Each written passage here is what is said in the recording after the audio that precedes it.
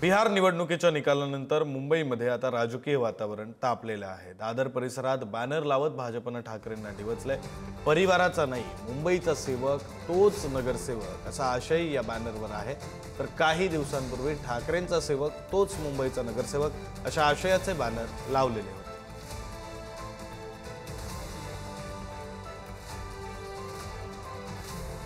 काही दिवसांपूर्वी असे बॅनर लागले होते, ठाकरेंचा सेवक तोच मुंबईचा नगरसेवक। आता या बॅनरला प्रत्युत्तर देण्यासाठी म्हणून भाजपकडून हे बॅनर लावण्यात आलेले आहेत। परिवाराचा नाही तर मुंबईचा सेवक तोच नगरसेवक असा आशय या बॅनरवर लिहिण्यात आलेला आहे। मुंबईच्या छत्रपती शिवाजी महाराज पार्क परिसरामध्ये हे बॅनर लावण्यात आलेले आहेत। आधीचेही बॅनर हे छत्रपती शिवाजी महाराज पार्क परिसरामध्येच लावण्यात आले होते। अर्थात त्यानंतर मनसे कार्यकर्त्यांनी, मनसे नेत्यांनी ते बॅनर हटवले होते। त्याचं कारणही होतं त्यावरचा आशय, त्यावरचा मजकूर। या संदर्भातली माहिती देत आहेत आपले प्रतिनिधी सुशांत सावंत। सुशांत, विक्रांत, आपण जर बघितलं असेल तर 2 दिवसापूर्वी मनसेच्या कार्यकर्त्यांकडून दादरमध्ये बॅनर लावले होते।